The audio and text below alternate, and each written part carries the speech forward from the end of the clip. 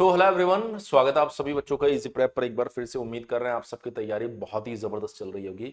Engineering mathematics third को लेकर आप लोगों को घबराने की जरूरत नहीं है। मैं ऑलरेडी 2 सेशन ले चुका हूं जिसमें बहुत सारे क्वेश्चन मैंने आप लोगों को सॉल्व भी करवाए। आज मैं तीसरा सेशन भी ले रहा हूं जिसके अंदर हम लोग प्रोबेबिलिटी से जुड़े क्वेश्चन भी डिस्कस करने वाले हैं। अगर आपने उन सेशंस को नहीं देखा है तो आप एप्लीकेशन पे नहीं, वो आपको यूट्यूब पर भी अवेलेबल है, आप उस पर देख लीजिए। आराम से उन सेशंस को अच्छे से देखिए। आपने जो नोट्स बना रखे हैं उनको कंपेयर कीजिए, देखिए कहां पर आप लोगों से कमी रह रही है उसको सुधार कीजिए, और इन सारे क्वेश्चंस को एक बार सॉल्व करके ही आप पेपर देने जाएंगे। हम बात करने वाले हैं प्रोबेबिलिटी से जुड़े इंपॉर्टेंट टॉपिक्स, यानी जो यूनिट नंबर 3 और 4 है उनसे जुड़े इंपॉर्टेंट टॉपिक्स जिनके एग्जामिनेशन में आने के सबसे ज्यादा चांसेस है। तो देखिए, सबसे जो पहला टॉपिक मुझे यहां पर दिख रहा है वो है आपका conditional conditional probability. Conditional probability आप समझ लीजिए या बेस थ्योरम आप समझ लीजिए। यहां से एक क्वेश्चन आपको देखने को मिल सकता है, हो सकता है वो आपको छोटा क्वेश्चन मिल जाए। कंडीशनल प्रोबेबिलिटी का कभी कभार जो बेसिक रिप्रेजेंटेशन होता है ना वो एमसीक्यू में मिल जाता है, और अगर मान लीजिए 3 से 5 नंबर में उसको कोई क्वेश्चन पूछना होगा तो वो कंडीशनल प्रोबेबिलिटी से आपसे पूछ सकता है। उसके बाद में अगर हम लोग बात करें तो बाइनोमियल डिस्ट्रीब्यूशन अगर आप देखेंगे यहां पर, तो बाइनोमियल डिस्ट्रीब्यूशन आपके पास में एक अच्छा टॉपिक बन सकता है जहां से आप लोगों से क्वेश्चन पूछा जा सकता है। बाइनोमियल डिस्ट्रीब्यूशन, बाइनोमियल डिस्ट्रीब्यूशन आपको पता होना चाहिए क्या होता है। आपको एक स्टोरी दे देगा वो जिसमें 2 केसेस आएंगे। जैसे होता है ना कि एक कॉइन है, उसमें 2 ही केस बन सकते हैं, या तो हेड या टेल। जबकि एक डाइस है उसमें 1 भी आ सकता है, 2 भी आ सकता है, 3 भी आ सकता है, 4 भी आ सकता है, 5 भी आ सकता है, 6 भी आ सकता है। अगर आप उसमें इवन ऑड करो तो डाइस में भी 2 ही केस बन जाएंगे। तो कोई ऐसा सिनेरियो देगा जिसमें 2 केस बन रहे होंगे और उसको आपको बर्नौली से सॉल्व करना पड़ेगा। अगर उसका मन किया तो उसमें वो आपसे वेरिएंस वगैरह, मीन वगैरह से रिलेटेड बातें भी पूछ सकता है। उसके बाद अगर हम लोग बात करें तो हमारे पास में जो नेक्स्ट क्वेश्चन आ सकता है अगेन पॉइसन डिस्ट्रीब्यूशन से। अब यहां पर इन डिस्ट्रीब्यूशंस में दिक्कत आप लोगों को क्या होने वाली है कि जब भी प्रोबेबिलिटी, जैसे आप पीडीई को देख रहे थे तो पीडीई में एक इक्वेशन आती थी जिसको सॉल्व करना था, ज्यादा कुछ सोचना नहीं था। अब यहां पर क्या होता है कि स्टोरी लिखी होती है और बच्चे को दिक्कत वहीं पर आ जाती है कि सर ये कहानी समझ नहीं आ रही कि इसमें हो क्या रहा है, क्वेश्चन तो मैं बाद में सॉल्व करूंगा। इसलिए मैं बच्चे को बोलता हूं कि सिर्फ और सिर्फ 1 या 2 यूनिट के ऊपर डिपेंडेंट होकर एग्जाम देने मत जाना, क्योंकि जो क्वेश्चन यहां पर आपको आसान लग रहा है हो सकता है वहां पर बहुत कॉम्प्लेक्स स्टोरी उसकी आ गई है और आपको दिक्कत हो जाएगी। तो पॉइजन डिस्ट्रीब्यूशन से आपको क्वेश्चन देखने को मिल सकता है। उसके बाद अगर हम लोग बात करें यहां पर तो देखिए, अगर हम लोग बात करें यूनिफॉर्म डिस्ट्रीब्यूशन या नॉर्मल डिस्ट्रीब्यूशन तो वहां से भी क्वेश्चन मिल सकता है। लेकिन ये जो कॉन्टिन्यूअस रैंडम वेरिएबल है ना, इसकी प्रॉपर्टी पर, कॉन्टिन्यूअस रैंडम वेरिएबल, इसकी प्रॉपर्टी पर क्वेश्चन बन सकता है। सर जी कैसा क्वेश्चन बन सकता है? इसकी प्रॉपर्टी पर क्वेश्चन ये बन सकता है कि आपको एक एफ एक्स दे देगा, वो बोलेगा कि आपको यहां पर शो करना है कि ये जो आपके पास में फंक्शन हमने दिया है ये एक वैलिड प्रोबेबिलिटी डेंसिटी फंक्शन है। तो वैलिड प्रोबेबिलिटी डेंसिटी फंक्शन की क्या प्रॉपर्टी होती है वो आपको लगानी पड़ेगी और उसको प्रूफ करना पड़ेगा। दूसरा वो ये बोल सकता है कि उसमें एक अननोन दे देगा और बोलेगा कि ये आपके पास में एक वैलिड प्रोबेबिलिटी डेंसिटी फंक्शन है, और इस unknown lambda mu A B C जो भी रहेगा बोलेगा इसकी वैल्यू फाइंड कर लो आप। तो अगेन आपको उसी प्रॉपर्टी के माध्यम से क्या करना पड़ेगा, उसको अप्लाई करना पड़ेगा। उसके बाद में अगर हम लोग बात करें यहां पर तो आपके पास में जो और क्वेश्चंस आ सकते हैं, यहां पर एक क्वेश्चन ऐसा आ सकता है जिसमें छोटे छोटे पार्ट्स आपसे पूछ सकता है। वो बोलेगा भैया मोमेंट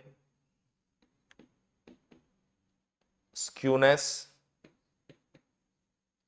कर्टसिस, ये छोटे छोटे पार्ट में आपसे बोलेगा, 3-4 पार्ट दे देगा और बोलेगा भैया इसको आप लोगों को क्या करना है, सॉल्व करना। हालांकि ये आपके पास में यूनिट नंबर 5 में आता है, तो मैं एक बार यहां से हटा देता हूं क्योंकि मैं 3 और 4 की बात कर रहा हूं। 3 और 4 की बात कर रहा हूं तो इस वाले सेगमेंट को मैं यहां पर नहीं लेता हूं। ठीक है, मैं सिर्फ 3 और 4 से ही आप लोगों को बता देता हूं क्या क्या आपसे पूछा जा सकता है। उसके बाद में अगर हम लोग बात करें तो एक आपके पास में कोरिलेशन कोफिशिएंट से जुड़ा क्वेश्चन आ सकता है। कोरिलेशन कोफिशिएंट से जुड़ा क्वेश्चन आपसे पूछा जा सकता है। अच्छा, इसके अलावा भी इसमें ऐसी चीजें हैं जहां से आपसे क्वेश्चन पूछा जा सकता है, जैसे चेबिशेव्स इनइक्वालिटी, बाइवेरिएंट से जुड़ी जो प्रॉपर्टीज होती है वहां से भी आपसे क्वेश्चन आ सकता है।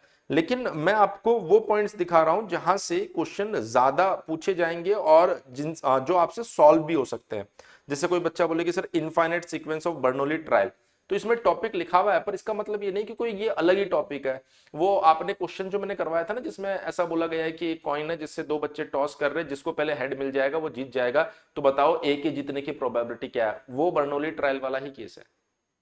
एक डाइस आपने थ्रो किया जिसमें इवन आया तो राम जीतेगा, ऑड आएगा तो श्याम जीतेगा, तो बताओ ऑड टाइम्स आपने ट्रायल किया और राम जीत जाए, इस बात की प्रोबेबिलिटी बताओ। तो इस तरह के जो क्वेश्चंस आते हैं ना, वो बर्नौली ट्रायल के ही क्वेश्चन है, तो ये कोई अलग से सेपरेट टॉपिक नहीं है।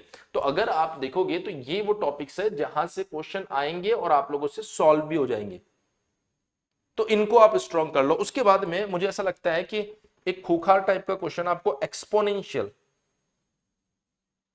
एक्सपोनेंशियल डिस्ट्रीब्यूशन से भी देखने को मिल सकता है। और साथ ही आपको इनकी जो प्रॉपर्टीज है ना यार, वो बड़ी डरावनी लगती है बच्चों को अक्सर। इन प्रॉपर्टीज को अच्छे से आप देख लेना, कुछ ना कुछ वहां से सॉल्व करने को, या फिर हो सकता है कि आपको एमसीक्यू में वो प्रॉपर्टीज देखने को मिल जाएगी। तो इतना काम आप कर लेना, यूनिट नंबर 3 और 4 में आपका काम जो है हो जाएगा। पर एक चीज मैं आपको बार बार कहूंगा कि टॉपिक इसमें दिखा आपको बहुत सारे रहे होंगे, पर वहां से आपको घबराना नहीं है। वहां से आपको एक ही बात को समझना है कि भैया मुझे पीडीई की दोनों यूनिट पढ़नी है। पहली यूनिट के अंदर बहुत सारे क्वेश्चन बन रहे हैं, पर दूसरी यूनिट के अंदर ज्यादातर डेरिवेशन है। तो आपने प्रैक्टिस में भी देखा होगा कि मैंने जो क्वेश्चन करवाए वो पहली यूनिट के ज्यादा करवाए, दूसरी में मैंने आपको बोला ये डेरिवेशन है, ये मैं क्लास में करवा चुका हूं, उसको दोबारा रिपीट करने से कोई फायदा नहीं है। ऐसे आप जब तीसरी चौथी में जाओगे ना, तो यहां पर नाम आपको दिख रहे हैं, पर जैसे बाइनोमियल डिस्ट्रीब्यूशन है, इसमें 50 तरह के क्वेश्चन बन सकते हैं। हो सकता है आपको पूरा बाइनोमियल डिस्ट्रीब्यूशन आता हो, क्योंकि बाइनोमियल डिस्ट्रीब्यूशन तो 5 लाइन का ही है। अब क्वेश्चन आया ना, उसमें 50 टाइप बन सकते हैं, आपको उसकी लैंग्वेज समझ नहीं आ रही, तो आते हुए भी क्वेश्चन आप अटेम्प्ट नहीं कर पाए, तो प्रोबेबिलिटी में ऐसा ज्यादा होता है। तो बस आपको थोड़ा सा अपने ऊपर फेथ रखना है कि अगर मेरे डोमेन का क्वेश्चन आया तो मैं सॉल्व कर दूंगा, मेरे डोमेन का नहीं आया तो मैं पीडी वाले क्वेश्चन को और स्टैटिस्टिक्स वाले क्वेश्चन पे ज्यादा फोकस कर लूंगा। इसके साथ ही मैं आपको एक और चीज बता देता हूं, इजी प्रेप के ऊपर आप सभी बच्चों के लिए, जो आपके जितने भी सब्जेक्ट्स हैं उनके लिए प्रॉपर प्रैक्टिस चल रही है। जैसे आपका 3rd सेमेस्टर हो जाएगा, उसके बाद 4th सेमेस्टर की क्लासेस चालू हो जाएगी। तो इजी प्रेप वो प्लेटफॉर्म है जो सबसे पहले आपके सिलेबस को शुरू करने वाला है। 30 अप्रैल से आपका 4th सेमेस्टर का बैच चालू हो जाएगा, जिसके अंदर क्योंकि पूरा का पूरा सिलेबस नया रिलीज होने वाला है, लाइव क्लासेस हम प्रोवाइड करवाएंगे। अच्छा, ऐसे लोग भी आपको मिलते हुए दिखेंगे, अरे यार अभी सिलेबस नहीं आया तो अभी बैच कैसे लोगे? अरे भैया सिलेबस तो आना ही आना है, सिलेबस तो आना ही आना है, सिलेबस थोड़ी रुकेगा। और जो भी सिलेबस आएगा वो हमें करवाना ही करवाना है, दोनों चीजों में कोई डाउट नहीं है। आप 3rd सेमेस्टर में हो, 4th सेमेस्टर आना है, 4th सेमेस्टर आना है तो उसका सिलेबस आना है, और उसका सिलेबस आना है तो आपको और हमको पढ़ना है, सीधी सी बात है। टीचर उसको प्रॉपर तरीके से ऑर्गेनाइज करेगा तभी तो आप लोगों के सामने रखेगा। तो 30 अप्रैल वो डेट है जहां से हम इसको चालू करेंगे। अगर आप अपने आप को 4th सेमेस्टर के बैच में 30 अप्रैल तक एनरोल कर लेते हो, तो आपको ये जो 2,999 रुपए वाला बैच है ना, ये 1,999 रुपए में मिल जाएगा, पहला पॉइंट।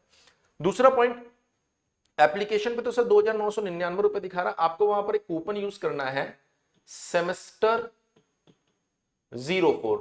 ये कूपन आप जैसे यूज करेंगे, आपका वो 2,999 का कोर्स 1,999 का हो जाएगा। अगर आप 4th प्लस 5th सेमेस्टर एक साथ ले लेते हैं, ज्यादातर बच्चे जब एक साथ बैच लेते हैं तो उनको बेनिफिट मिल जाता है। तो ये बैच आपको एप्लीकेशन पे 4,500 रुपए का दिखा रहा है, आप इस कूपन को यूज करेंगे तो 3,500 रुपए में आपको ये बैच मिल जाएगा। इसमें क्या मिलेगा? प्रॉपर लाइव क्लास की रिकॉर्डिंग मिल जाएगी, मोबाइल लैपटॉप टैबलेट पे एक्सेस मिल जाएगा, पीडीएफ नोट्स मिल जाएगा, और साथ ही आपको ये जो एग्जाम बूस्टर बैच है, आप देख रहे होंगे आपके बैच के अंदर बहुत सारे सब्जेक्ट की यूनिट वाइज प्रैक्टिस भी करवाई हमने। एग्जाम से 48 to 72 आवर्स पहले वीवीआई क्वेश्चंस आपको मिल जाएगा, और एमसीक्यू प्रैक्टिस आपको एडिशनली मिल जाएगी। जैसे मैथमेटिक्स में आप देख रहे होंगे एमसीक्यूज भी मैं आप लोगों को सॉल्व करवा रहा हूं, इसी तरीके से आपको बहुत सारे सब्जेक्ट्स के अंदर एमसीक्यू टेस्ट भी एप्लीकेशन के अंदर दिए गए हैं, वो 4th सेमेस्टर में भी आपको मिलने वाले हैं। अगर मान लीजिए फिर भी इस बैच को लेकर आपको कोई भी दिक्कत आती है, तो आप हमारे इस हेल्पलाइन नंबर 7014639318 के ऊपर कॉल कर सकते हैं। ध्यान रखिएगा, ऑफर जो है वो 30 अप्रैल तक ही वैलिड है। तो आप सभी बच्चों को पता है जो 3rd सेमेस्टर में सिविल में है वो 4th में भी सिविल में रहेगा, तो उसको सिविल का ही बैच लेना है। ऐसा नहीं कि आप वेट करते रहे 30 अप्रैल निकल जाए, फिर आप 2 तारीख को मैं फोन करें कि सर वो कूपन नहीं लग रहा है। तो हम हमारी साइड से पहले से आपको ये चीज अवेयर करवा रहे हैं कि ये 30 अप्रैल तक ये वैलिड रहने वाला है, और आपको इसको यूज कर लेना है। चैनल पर बने रहिए, इसी तरीके से हर एक सब्जेक्ट के इंपॉर्टेंट टॉपिक, इंपॉर्टेंट क्वेश्चंस आपको यहाँ पर सॉल्व करवाए जा रहे हैं। आपके 3rd सेमेस्टर की एग्जामिनेशन को बेस्ट करने की जिम्मेदारी हम लोगों ने ले रखी है, तो आप सभी बच्चों को अंत तक इस चैनल के साथ जुड़े रहना है। सब्सक्राइब कर लीजिए, साथ ही जो कमेंट सेक्शन में टेलीग्राम ग्रुप है आप उसे भी ज्वाइन कर लीजिए, क्योंकि उसके ऊपर आप लोगों को हम पीडीएफ नोट्स जो इंपॉर्टेंट क्वेश्चंस के हैं वो भी शेयर करते जा रहे हैं। थैंक यू सो मच, मिलते हैं आप सभी बच्चों से नेक्स्ट सेशन में।